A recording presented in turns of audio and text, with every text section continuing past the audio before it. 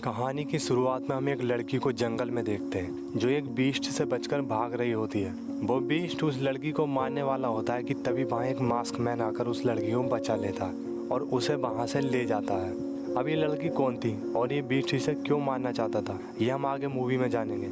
अब scene cut होता है और हमें दो लड़कियां कैला और मैडी को दिखाया जाता है जिनमें किसी बात को लेकर कहासुनी हो जाती है और मैडी वहां से चली जाती है। फिर अचानक ही कैला को मैडी के चीखने की आवाज़ आती है। कैला उसे देखने जाती है कि तभी कैला को किडनैप कर लिया जाता है। अब अगली सुबह कैला को होश आता है तो वो खुद के एक बॉक्स में बंद पाती है जिसके अंदर से एक हाई फ्रिक्वेंसी साउंड आती है जिससे कैला के सर में बहुत दर्द होता है। अब कैला किसी तरह उस बॉक्स से बाहर निकल जाती है। कैला की आंख में बहुत दर्द होता है। वो अपनी आंख को छू कर देखती है तो उसके हाथ पर ब्लड लग जाता है। कैला को समझ नहीं आता कि ये ब्लड आया कहाँ से। फिर कैला वहाँ से उठकर अपनी दोस्त मैडी को जंगल में ढूंढने लगती है। तभी कैला को दो और लड़कियाँ मिलती हैं जो थी एलिस और सीना, जिन्हें कैला की तरह ही जंगल में लाया गया होता है। अब सीना कैला से पूछती है क्या तुम्हारे पास फोन है, पर कैला उससे मना कर देती है। अब कैला दौड़कर उसी बॉक्स के पास जाती है जिसमें वो बंद थी।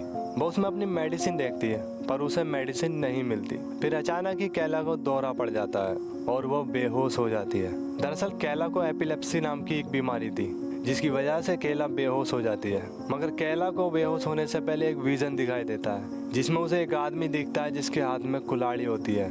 अब ये किस तरह का कनेक्शन था, आगे कैला उस आदमी के माइंड से कैसे जुड़ जाती है, ये भी हम आगे मूवी में जानेंगे। अब कैला को होश आता है तो वो देखती है कि सीना वहाँ नहीं है। कैला एलिस से सीना के बारे में पूछती है। एलिस उसे बताती है कि जब तुम बेहोश थी तो सीना यहाँ से चली गई। अब एलिस और कैला भी वहाँ से जाती हैं मगर जंगल में उन्हें एक बीस्ट दिखता है जिसके हाथ में कुल्हाड़ी होती है। ये दोनों उस बीस्ट को देखकर एक बॉक्स के पीछे छिप जाती हैं मगर वो बीस्ट उसी डायरेक्शन में आता है जहाँ ये छिपी होती हैं। तभी कैला को फिर से दौरा पड़ता है और वो फिर से बेहोश हो जाती है। कैला को फिर से वही विजन दिखाई पड़ता है जिसमें एक आदमी कुल्हाड़ी लेकर जंगल में घूम रहा होता है। अब कैला को बेहोश छोड़ एलिस वहाँ से बचकर भागने लगती है मगर वो बीस्ट भी एलिस के पीछे भागने लगता है। अब वो बीस्ट कुल्हाड़ी एलिस की तरफ फेंकता है मगर कुल्हाड़ी जाकर एक पेड़ में फंस जाती है। अब एलिस उस कुल्हाड़ी को पेड़ से निकालने लगती है मगर इतने में ही वो बीस्ट एलिस को आकर पकड़ लेता है और उस कुल्हाड़ी से उसे बड़ी बुरी तरह से मार देता है। उधर कैला को होश आता है तो वो एलिस को ढूंढती हुई उसके पास आ जाती है। वो देखती है कि एलिस मर चुकी थी। ये सब देख कैला उस जंगल से निकलने के लिए भागने लगती है। कुछ ही देर बाद वो जंगल को पार कर लेती है पर इस जंगल के चारों तरफ किसी तरह की डिवाइस लगी हुई थी। जब कैला उन्हें पार करना चाहती है तो उन डिवाइसों से की तरह की हाई फ्रिक्वेंसी वेव्स निकलने लगती है जिससे कैला के सर में बहुत दर्द होता है। जब कैला उन डिवाइसों से दूर हटती है तो उसका सर दर्द नॉर्मल हो जाता है। कैला यहाँ से निकल सकती थी मगर वो मजबूर थी। कैला काफ़ी हद तक समझ चुकी होती है कि उसकी आंख में किसी तरह की डिवाइस इम्प्लांट की गई है। कैला यहाँ बैठी सोच ही रही होती है कि वो देखती है कि एक लड़की बीस्ट से बचकर भाग रही होती है। वो बीस्ट कुल्हाड़ी से उस लड़की पर वार कर उसे घायल कर देता है। तभी वहाँ एक और बीस्ट आता है जो कि कैला को मारना चाहता था मगर वो कुल्हाड़ी वाला बीस्ट उस दूसरे बीस्ट को रोकने लगता है मानो वो कैला को उससे बचा रहा हो। अब उन दोनों बीस्ट में फाइट हो जाती है। इतने में कैला उस लड़की को वहाँ से बचाकर ले जाती है और उसे जंगल में पत्तों से छिपाकर मदद के लिए चली जाती है।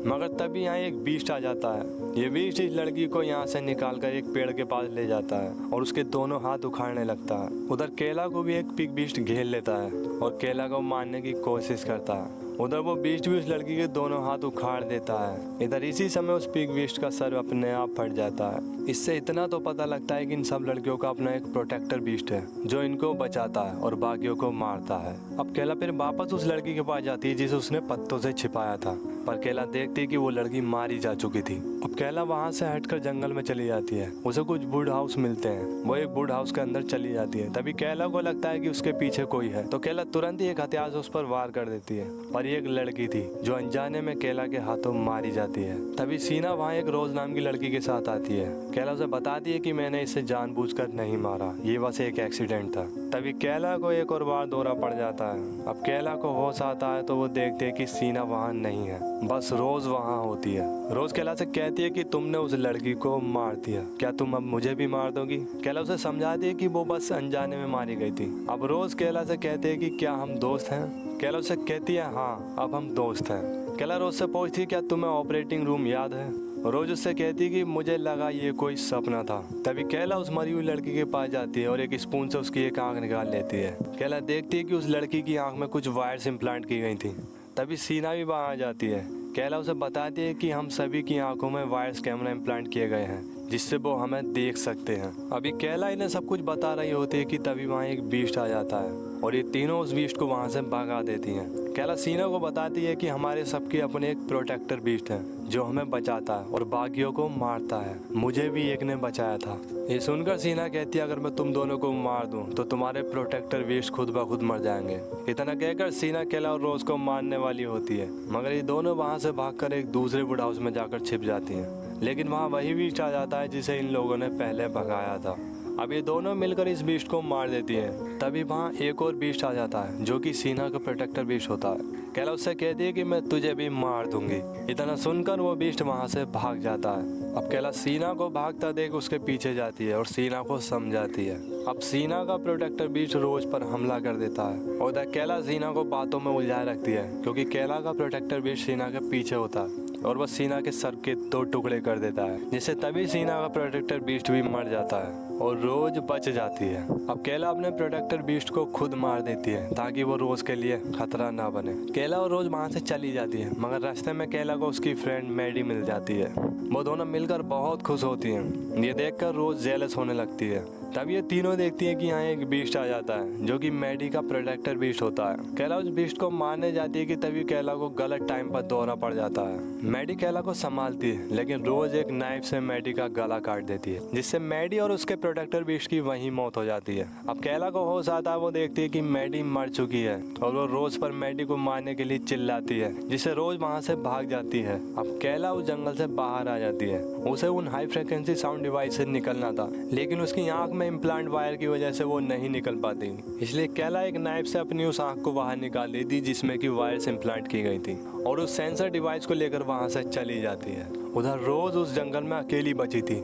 जो इन पर नजर रखे हुए थे उन्हें लगता है कि शायद कैला मारी गई होगी, इसलिए वो रोज को बिना रन हाउस कर अगले मैच के लिए तैयार करने को कहते हैं। दूसरी ओर एक आदमी को दिखाया जाता है जो एलिस की डेथ रिप्ले देखता है। तभी यहाँ कैला आ जाती है और उस आदमी को बेहोश कर एक चेयर से बांध देती है। कैला उससे इस फाउंडेशन से जुड़े सभी लोगों के नाम पूछती है और उसे मार देती है। कहानी यही समाप्त हो जाती है। मूवी में हमें दिखाया गया है कि कैसे कुछ अमीर साइको लोगों को किडनैप कर उनकी मौत को गेम बनाकर एंजॉय करते हैं। तो दोस्तों, अगर आपको हमारी एक्सप्लेनेशन अच्छी लगी तो प्लीज़ वीडियो को लाइक करें और ऐसे ही एक्सप्लेनेशन देखने के लिए हमारे चैनल हॉलीवुड एक्सप्लेनर को सब्सक्राइब करें।